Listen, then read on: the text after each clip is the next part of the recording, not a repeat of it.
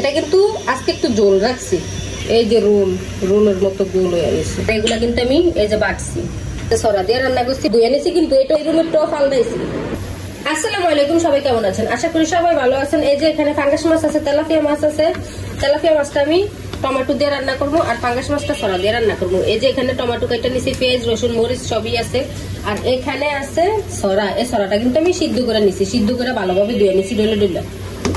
তা না হলে সরা কিন্তু অনেকটাই ফিসলা ফিসলা অনেকটা ওই হয়ে জায়গা, সেজন্য আমি সিদ্ধ করে ডলে ডলে ধুয়ে নিছি। আর এখানে তেল বসিয়ে দিছি মাছ ভাজা নিও। আর এই যে পাশে চুলে আছে, কালকে মিষ্টি কুমড়া আনছিলাম, মিষ্টি কুমড়া সিলগাটা আমি সিদ্ধ দিছি, এটা কিন্তু আমি ভর্তা করবো। তো মাছটা এখন আমি চট করে ভেজে নেই। এই যে এখানে পাঙ্গাস মাছটা কিন্তু আমি আগে দিয়েছি ভাজার জন্য, পাঙ্গাস মাছটা ভাজা হলে তারপরে কিন্তু তেলাপিয়া মাছটা ভাজবো। আর আজকে কিন্তু অনেক কাজ করা হয়েছে, অনেক কাজ বলতে কি দোনো রুমের চাদর গুলো ধোয়া হয়েছে, তারপরে হচ্ছে যে অনেক কাপড়ও ছিল বাসার, মশারি টশারি সবকিছুই ধুয়ে নিছি। কাজ করতে করতে একবার হরণ হয়ে গেছি। এখন কিন্তু রান্নাও করতে মন চাইতেছে না, কি আর করার আছে, মনে না চাইলে কিন্তু রান্না করতেই হইব। সংসার জীবন এইটাই, ইচ্ছা না করলে মনে না ছিল তাও কিন্তু রান্না করা সবই করতে হয়। পাঙ্গাস মাছটা কিন্তু আমার ভাজা হয়ে গেছে। আর এই দিক দিয়ে দেখেন, এটা কিন্তু একবার রোলের মতো হয়ে গেছে, যে পিসটা এটা যে পেটের শাড়ি একবারে রোলের মতো হয়ে গেছে। এখন কিন্তু আমি মাছটা দিয়ে নেবো, তেলাপিয়া মাছটা ভাজবো দিব। তেলাপিয়া মাছ ভাজা শেষ, এখান দিয়ে ওগুলো সিদ্ধ হয়ে গেছে, মিষ্টি কুমড়ো সিদ্ধা। পেঁয়াজ রসুন বসিয়ে দিলাম ভাজতে। আমি কিন্তু মাছের তেলটা এখানে দিয়ে দিচ্ছি। আমি সবসময় মাছ ভাজার তেল যেটা থাকে ওইটা কিন্তু মানে তরকারির সাথে আর কি দিয়ে দিই। এখন আমি আগে তেলাপিয়া মাছটা গুলা করবো, তারপরে হচ্ছে পাঙ্গাস মাছের তরকারিটা বসাবো, তরকারি। এখন একটু মশলা দিয়ে ভাজা ভাজা করে নেব।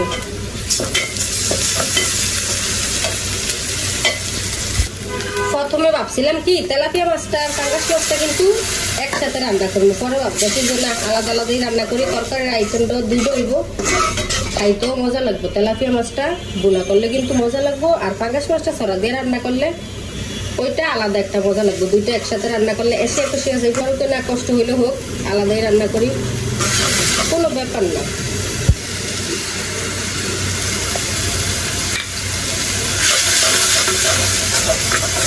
আজকে জালে এলাম সব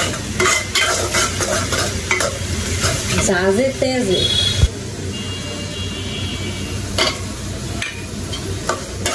কি জালে এলাম জাজে তেজে জানেননি? এই যে মশলার যখন কষাইবেন তখন চুলাটা কিন্তু বাড়িয়ে দিলে দেখবেন জাজে সব বইরা গেছে। ওইটার কথা এই বলছি যে জাজে তেজে আজকে সব জালে লাগে।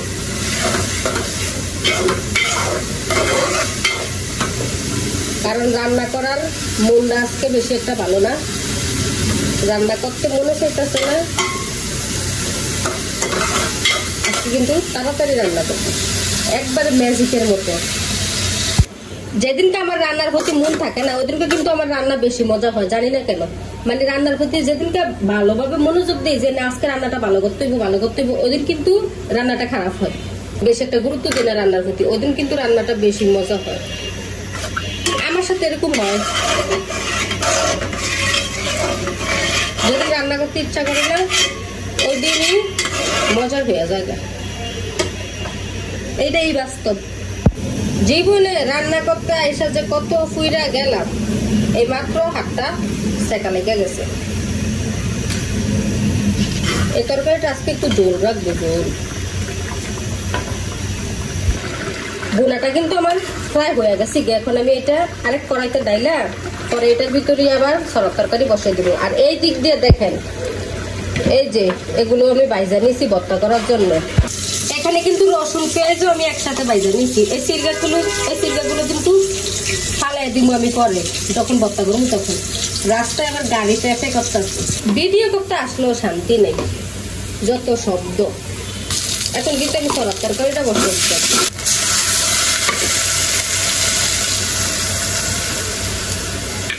কচু জাতীয় জিনিসে কিন্তু রসুন বেশি দিতে হয়। আমি কিন্তু কুচিও দিছি রসুন, আবার বাটাও দিছি, পেঁয়াজের সাথে কুচিগুলো দিছি।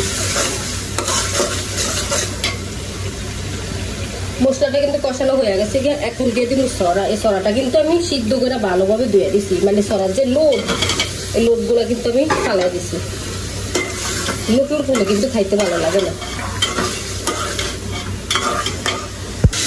এটা কিন্তু কষানো হয়ে গেছে, এখন কিন্তু পানি দিয়ে দিব, জল দিয়ে দিলাম। পাতিল একটু বেঁক হয়ে গেছে, একটু সোজা করে দিই। আর এই দিকে এই যে আমার তেলাপিয়া মাছ ভুনা,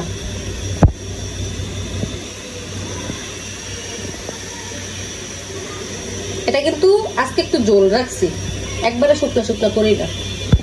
ভর্তা করার জন্য ফাটাটা কিন্তু আমি ভালোভাবে ধুয়ে নিছি। আর এই সালার উপরে রাখছি কেন জানেন?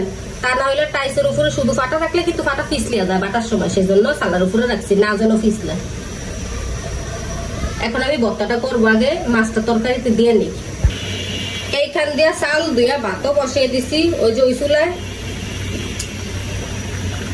এখন তরকারিতে মাছটা দিয়া পরে ভর্তাটা করবো।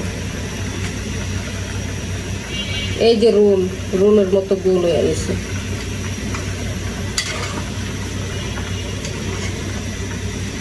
আজকে কিন্তু রান্না করতে একবারে মন চায় না, তারপরে মনটা জানি কেন জানি খুশি খুশি লাগে, তাও আমি নিজেও জানি না। দেখতেছি সরা কতটুকু সিদ্ধ হয়েছে, আরেকটু সিদ্ধ হইতে হইব, এখনো পুরোপুরি সিদ্ধ হয় না। এই যে সবগুলো রসুন কিন্তু আমি তুলে নিছি, এখন আমি ভর্তাটা বাটা শুরু করে দিব। মরিচটা কিন্তু একবারে লাস্টে দিব। এই যে লবণ আর মরিচ দিয়ে দিলাম, এটা কিন্তু তেলে ভাজা মরিচ। এখন মরিচ আর লবণটা বাইটা নিব। আর এগুলা কিন্তু আমি এই যে বাটছি। এই যে ভর্তাটা কিন্তু আমার করা হয়ে গেছে। ভর্তা হলে কিন্তু তরকারিও লাগে না, ভর্তা দিয়ে ভাত খাওয়া যায়, তরকারিও আর লাগে না সাথে। আর এখানে এই যে তেলাপিয়া মাছ ভুনাটা, আর এই যে এখানে পাঙ্গাস মাছের তরকারিটাও কিন্তু হয়ে গেছে। এই যে সরা দিয়ে রান্না করছি পাঙ্গাস মাছ দিয়ে। আর ভাত এখনো হয় না, হইতে আছে। এই যে এই রুমের চাদরটা ফালদাইছি, ধুয়ে নিছি, কিন্তু এটাও ধুইছি, ওই রুমেরটাও ধুইছি। এই যে এই রুমেরটাও ফালদাইছি, এগুলো কিন্তু ওই যে বারিন্দায় রোদ্রে দেওয়া, মশারি টশারি সবই ধুইছি। আবার চলে আসলাম আমার রান্নাঘরে। না দেখাইলে হয়তো আপনারা ভাববেন যে হয়তো আমি এমনি বলছি, এগুলো ধুই না, সেজন্য একটু দেখাইলাম। সবাই ভালো থাকবেন, সুস্থ থাকবেন, আল্লাহ হাফেজ।